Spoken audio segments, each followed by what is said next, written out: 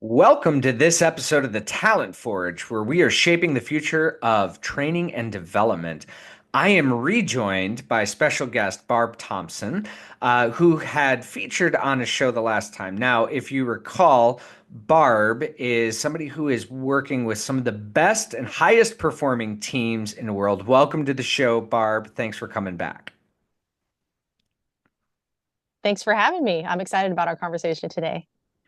So I wanted to have you back because in the world of training and talent development and even organizational consulting, we see a lot of assessments out there. Everything from personality assessments, behavioral assessments, unique ones, ones that we're all familiar with, whether that's DISC or Myers-Briggs.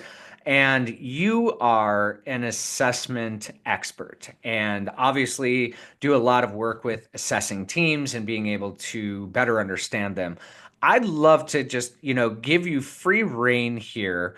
Talk a little bit about your assessment experience. Share with us a little, some of your insights or some of your direction, and we'll take the conversation from there because I know that everything comes out of this one is going to be really useful to any of us that are using assessments on a daily.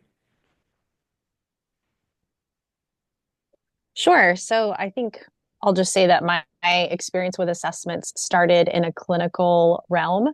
And so initially I was trying to learn about different assessments in order to diagnose people who felt like they had something going on mentally or emotionally that was out of the norm for them. And then once I was introduced to more and more assessments in the Army, then I was able to look at assessments a little bit differently. Um, the first, I would say, kind of residency experience I had was that of looking at brain injury, which I think makes sense if you consider especially being in the Army and the problems that we faced within the last 20 years in those environments that we sent our soldiers to. So that required another robust set of assessments, learning about them anyway. And so then cognitive functioning, right? I got the tools that I needed to assess cognitive functioning. So now you've got kind of like emotional assessments, mental health assessments, cognitive functioning assessments, kind of tasks of daily living. And then whenever I went into the world of operational psychology, then assessments again kind of opened up a new arena for me in the realm of assessment selection for high performing, high risk teams, and then beyond that, personal and professional development. So, in a nutshell, that's kind of my background with assessments. I've used them for a lot of different purposes. Um, and I think that they are excellent tools. So I sense just a little bit of their excellent tools. What was the but that was following along beside that? I kind of got this inclination that that may be coming next. So, I just like when real people are paired along with the assessment that are trained on the assessment and how to really utilize the assessments because as someone who's done the work in creating a research backed assessment that there a lot goes into it, and sometimes when assessments are kind of emailed out and take this, take that, they can be harmless, it can be just for fun, but you really want to be careful about the way that you introduce a person to an assessment, because if I am learning or I feel like I'm learning something that is true about myself or I believe to be true about myself, that can have certain consequences on the way that I think, behave, or think, believe, and then behave. And so for me, the hesitation is just that I think assessments are best when paired with someone who's really familiar with them. And I love that you bring that up. One of my bigger challenges with assessments for many years, and I was certified in the NEO-PIR, which is one of the clinical diagnostics for the big five factors in personality. as well as, a number of others here, there, and wherever else. And one of the things that I thought was really interesting, because a lot of people, they love to learn about themselves or they love to become self-aware. But then they sort of hold on to the things that they end up getting from these assessments. So it's just like somebody goes and takes the DISC assessment, and they're like, oh, well, I'm a high D. And then immediately sort of like starts to live that identity or just justify that identity, even though behaviorally, maybe they could make different choices. But it's just like, well, that's how I am. I scored a high D. So now I'm just going to be direct in every single thing that I say. And I think that that can be extraordinarily limiting. So when you're talking about, being paired with somebody to sort of navigate that, what does that experience look like, Barb? Yeah, I don't think it's too complex. I think that you have someone on the end, right, that can say, okay, you took the, 10, 20, 30 minutes out of your own time to take this assessment. Now, here's what we can learn from it. And without that person on the other end, all of your questions might not be answered by a simple report. Or I've seen some of these reports, and I know you have, they can be really confusing. And so they can be some of them use language that is not language we use every day. And so there may be misinterpretations or meaning that's being missed or potential that's being missed, or something that you're just thinking flat out wrong about when it comes to the assessment. So I will say too that we do know, especially from the research with assessments like the NEO, that reassessment is nice, reevaluation is nice. And I know probably all of our listeners have gone through different phases of life where we're early career, mid career, late career, we're having children, or we're taking a kind of sabbatical. All of these, we've lost someone close to us or something close to us. All of these big life events um, do make changes in us, and for good reason. You wouldn't want to stay static, right? You learn and grow, and you continue to do that throughout your lifetime. And so I saw, or I have seen, I'll give someone the same assessment they had maybe 5, 6 years prior, and we'll learn new things. We'll continue to learn how their environment, how their experiences continue to shape them. And I think that carries a lot of hope with it. It may be that someone is coming back because I know, we'll get into burnout, but because they're feeling burned out or they're not in the best place. But a reevaluation, I think, still brings hope because we know that the brain is pliable, right? And it can continue to change with the right resources and support. Yeah, that neuroplasticity is something that I find to be really interesting in relation to a lot of assessments because for so many of the assessments, we see something like looking at the validity and reliability scales and the idea that, hey, if you take this assessment and then 6 months later you take the assessment again, you're going to have virtually generally about the same scores. And it's like, but a lot can happen in 6 months. If you would have assessed me with something, let's call it March 1st of 2020, and then assessed me 6 months after of being in isolation, you may have gotten a very, very different set of results. So how do we navigate something like this? Because and as we use this to kind of start digging into burnout, we do know like Dr. Mate's research recently has been talking about like, hey, some of these issues that we're experiencing, such as burnout, well, they're probably a result of some of the different personality things that we've been scripted with when we were a kid and when we developed and our environment and so on and so forth. How do you leverage sort of this understanding of the brain that we have this neuroplasticity that we can shift, that we can change, but the sort of I don't know, I'm going to call it the scientific need for validity and reliability in the scales. Like, how do you balance that, Barb?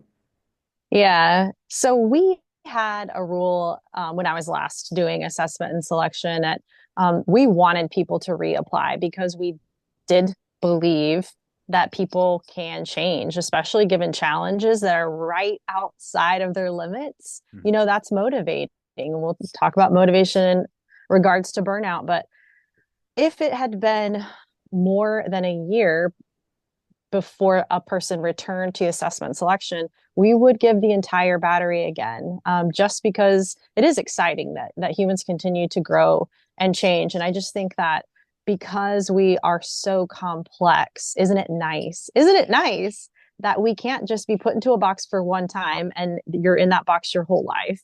I certainly don't want to be put in a box, and I don't think anyone else really has that desire either. It's that's one of the most inspirational pieces I think that I found in my research because I may have mentioned this before, but my research was me search. I wanted to figure out why I was doing what I was doing.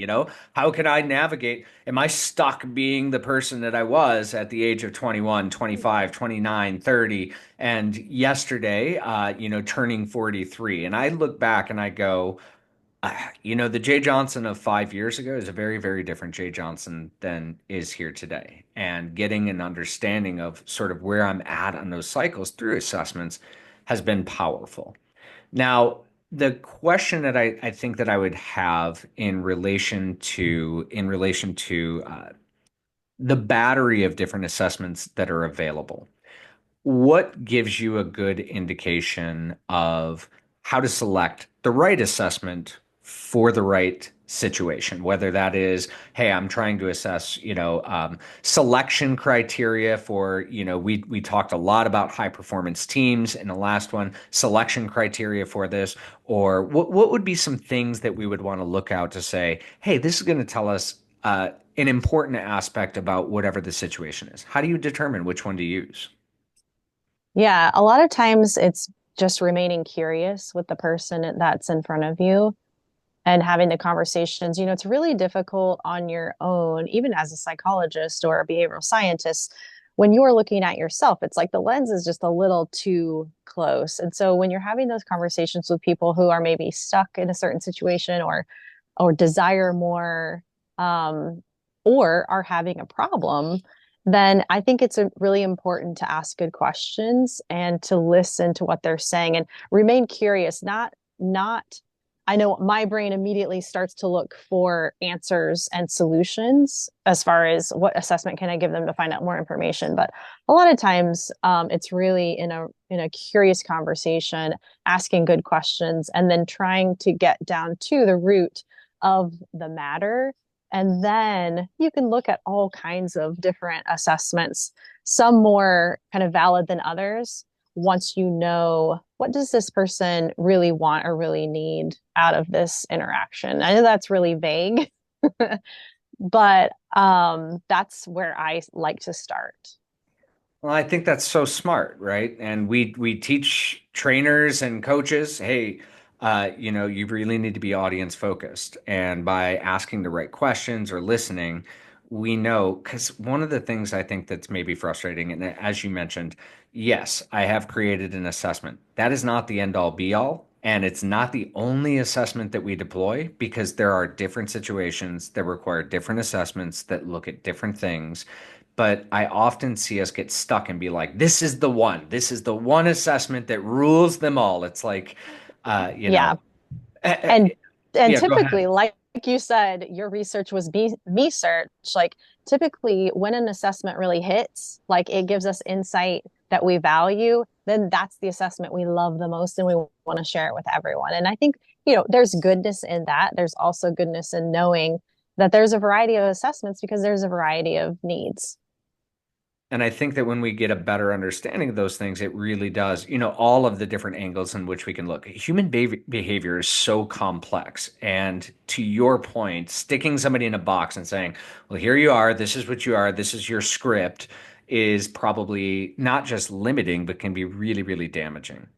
So let's dig into burnout. Now, when we were talking the last time, you are working with some of the highest performing teams in the entire world. And I think there's so much misconception around the space of burnout. Some people are like, how can I be burned out? Am I just not strong enough? Am I not tough enough?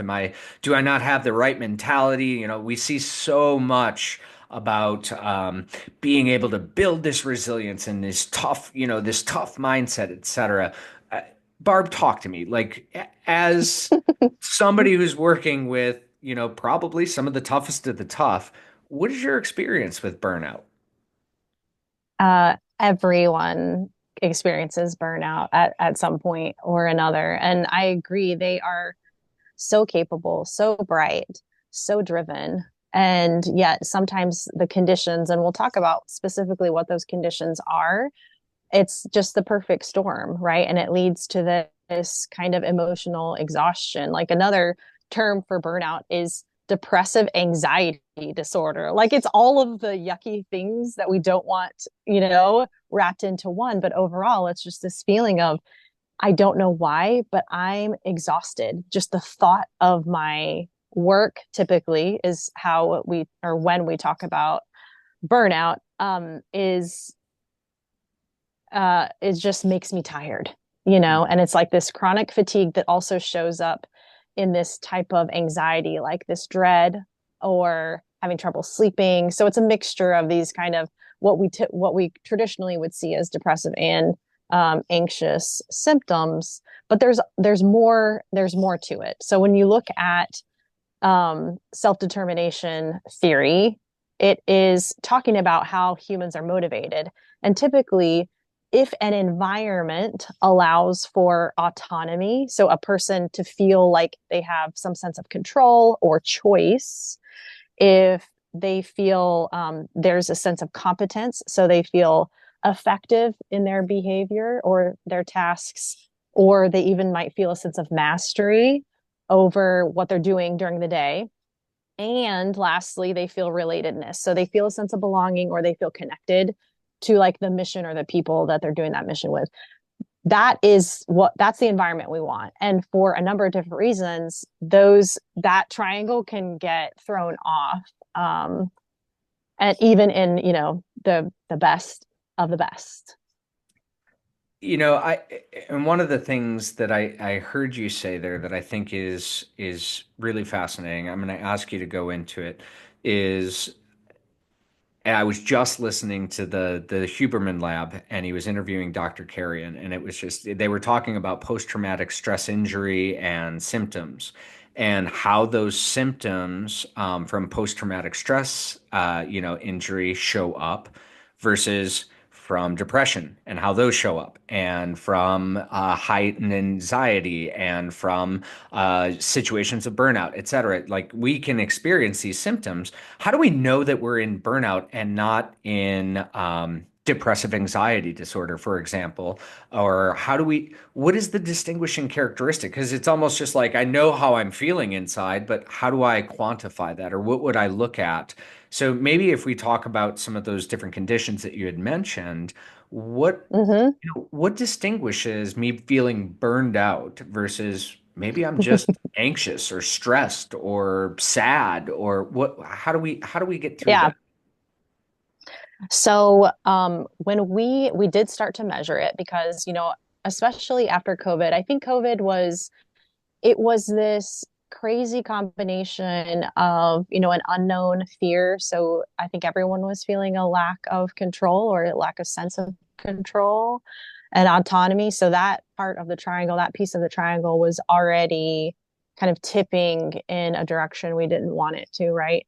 And then with certain mandates, now I'm just saying this from a human perspective, not a political one at all, right? Like sometimes rules are put in place to to keep everyone safe, but I'm just saying that especially in high performing teams, when these people have more or less earned their autonomy and their freedom, and then blanket um, compliance is required no matter what, that again gets that triangle really tipping in the wrong direction. But um, we saw it symptomatically as people not enjoying their work as much. We saw their drive decrease.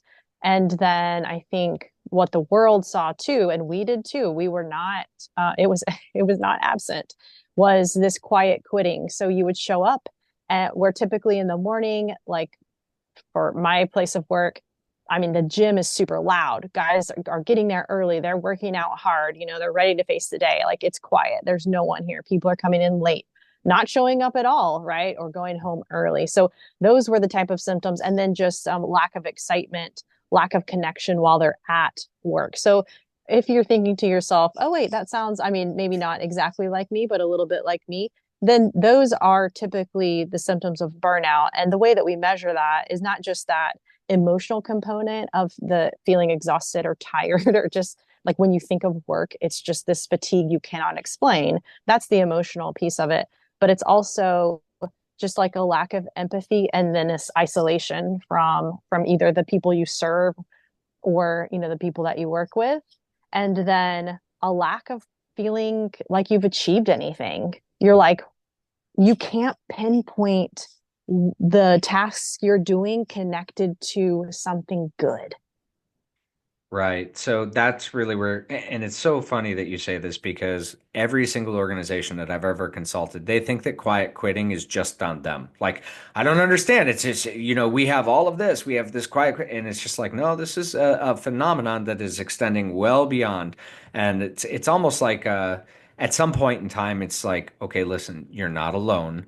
I've worked with NASA, I've worked with Nikon, I've worked with Ford, I've worked with all of these other entities, and they're experiencing the exact same thing that you are because it's human. And guess what? You employ humans. So Yep. I love to hear, I don't love to hear it because it is one of those things where obviously you don't want any organization, any entity to be experiencing this. But it is nice to know that, hey, even in somewhere like the military or somewhere where we would expect that, the toughest of the tough and so on and so forth, that they still have that experience because it kind of humanizes it for all of us. And Mm-hmm. obviously, we all need to overcome it. We all need to sort of, maybe not look at it as the enemy, but I like to tell people, what is burnout telling you, right? Like if pretend burnout is your friend, what is it communicating to you? And I want to go to one of the things that you said specifically. Purpose is what I heard, right? Like that the work that I'm doing has meaning, that it's contributing at a level that is meaningful not only to myself, but to my legacy, to my team, to the organization, to the mission, whatever that might be. How is it, you know, uh, how is it that when we experience sort of that purpose or when we see ourselves aligned with that purpose, that it almost gives us this superhuman capacity to work 16 hours and feel like we're in flow. But when we don't have that, we work for 16 minutes and we're like, I am done. How does that play out in our brain, Barb? Yeah, it's so I know a lot of people talk about like carrots and sticks as far as motivating people, and I'm sure many people who listen to this podcast have heard the terms extrinsic motivation or motivators versus intrinsic motivation or motivators. And so it is a continuum. Completely extrinsic motivators are things that are basically in your environment and just there to either reward or punish you. Um, can they get you going? Like, will a child clean his room if you threaten them with, taking away something they love? Probably, but will they do it well? Will they love to do it? Probably not, right? And I'm just taking because that's an easy example, right? Shove everything Um, under the bed now so when that way I can as get you back to Xbox, right? totally, yeah, everything looks great, but don't open the closet. Yep. Um, Now, a lot of companies, though, when they're under pressure, like they were for COVID or quite like all these kind of really grand, oh gosh, just situations and experiences that we were having as, a world together, they can get desperate and they lean on these extrinsic motivators like punishment and rewards. And people just aren't motivated long term by extrinsic rewards. It would be probably easier if we were, but our brains are not, they don't work that way. Now, as you go further towards the intrinsic end of the spectrum, these are things that we find true enjoyment and satisfaction in. And one step below that, maybe we don't find, you're like, how am I supposed to find work that I'm naturally, enjoying? It is out there. I think your assessment can help people with kind of finding out what drives them as an individual and kind of to what degree.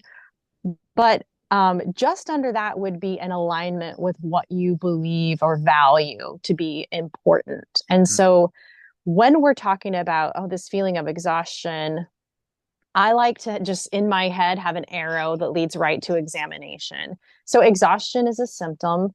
Let's not make too much of it. The feeling is awful. It feels terrible. It feels new and different, but it's not the end.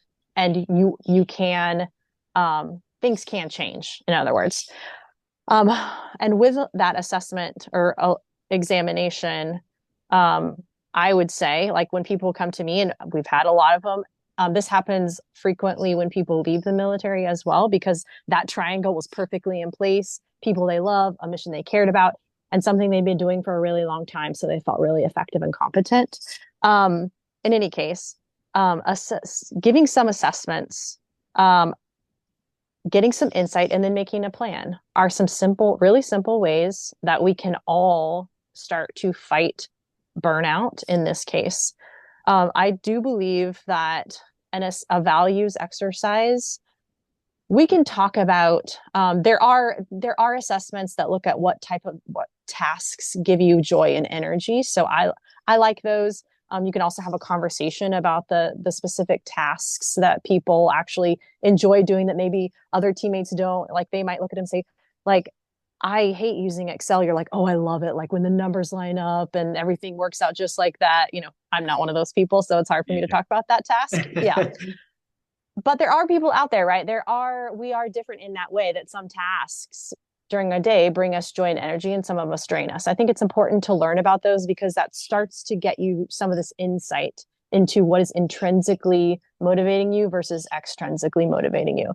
And we want to get as close to intrinsic as we can, because that's what is like rocket fuel for your motivation, and it lasts, it's long-term motivation.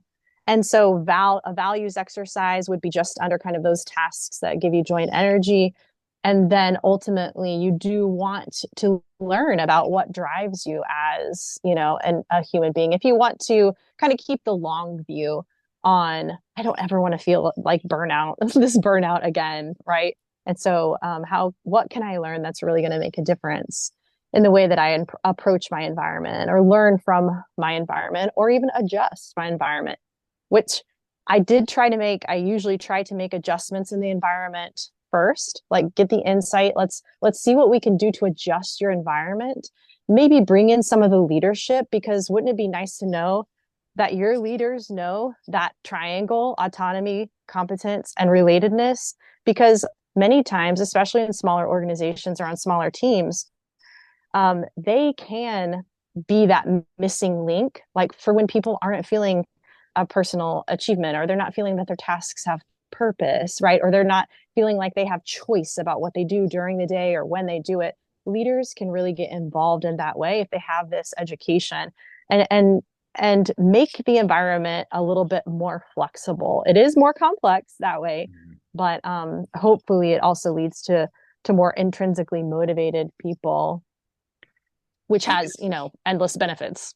Well, and it's so interesting because I think that you really bring in some great insight there. And I think that this is something that every trainer, every coach can really take away.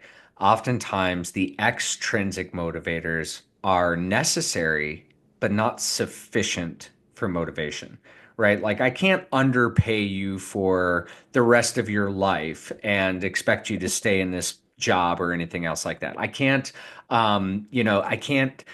give you unlimited PTO at the cost of, something else. So these are necessary. There's almost like a litmus of, and I know that there's some pretty good literature that talks about like at certain thresholds, that's as much joy or motivation that you're going to get out of different extrinsic type motivation tools, carrots and sticks. And then you're going to have resistance, resentment, disengagement, or anything else before you get into, even something like quiet quitting. But that intrinsic side of things. Now, You had mentioned the assessment that we do, the behavioral elements one. One of the things that we found, and this was across a couple of different studies, is that people that tend to have a strong drive to bond were at a higher propensity for experiencing burnout and burnout related Hmm. symptoms. Mm. Now, when we sat down and did some interviewing with them, now, some of them were in the healthcare space. We know that the drive to bond is very, very prominent in healthcare. It's very, very prominent in education, particularly frontline teachers. One of the things that was really fascinating, and when we did a content analysis of the interview and sort of like looked at the language used, it was almost uniform. Not only were they carrying around their own emotions, but they were carrying around the emotions of their team.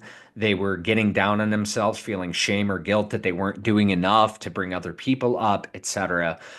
So when we think about something like burnout, what's your experience maybe in thinking about, because that relatedness, that connectedness that we Hmm. have, if we feel disconnected, that obviously can drive different burnout symptoms.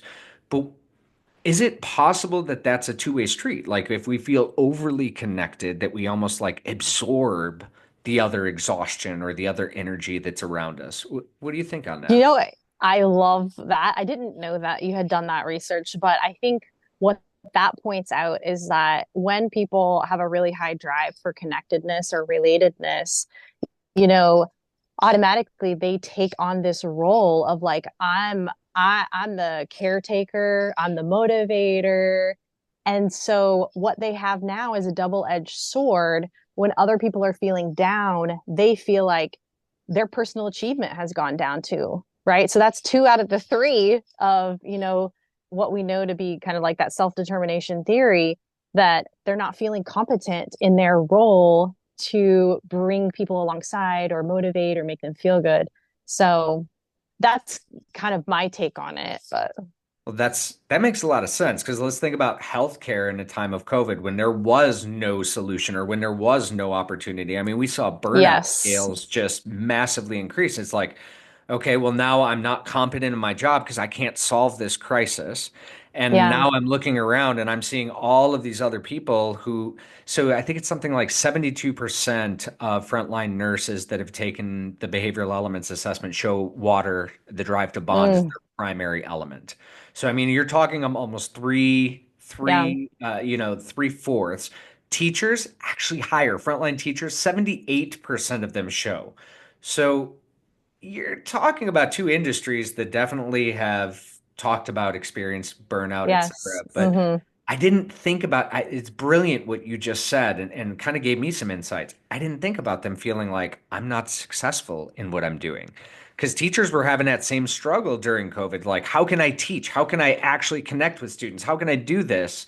So it's not just the relatability, but it could also be that sort of I'm not winning in my position either, or I'm not yeah. being effective in that position. Hmm. Oh, that's insightful. All right. So, Barb, I know that we don't have too much time here. What are some of the ways that you would encourage or help people make that shift necessary to maybe get them on the right track for reducing their burnout or burnout related symptoms? Yeah, I would say that some of them, I'll just highlight them. I think we've talked about all the practical kind of tips that I would give. But the first is just to normalize that even people at the very highest levels, the bravest, strongest people in the world, they have been burned out, right? They have felt burnout just like you. So I think that's really important and cannot be understated, that this is not a you problem. This is just a problem, right? Secondly, we know that one of the really important pieces to motivation is relatedness. So, my advice would be, no matter how smart you are and how driven you are, this is not a problem you want to do alone, because that's just not smart in this case.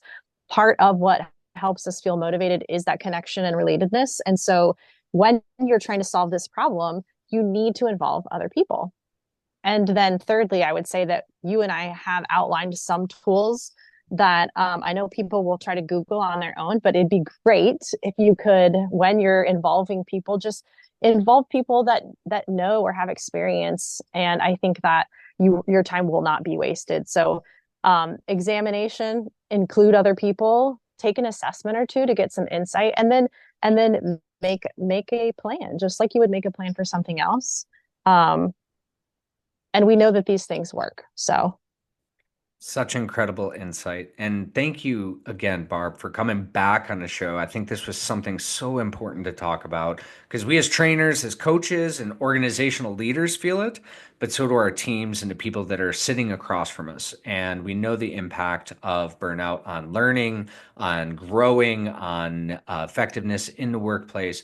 So, your insights have been so incredibly powerful here today. I just want to say thank you again for being here with us.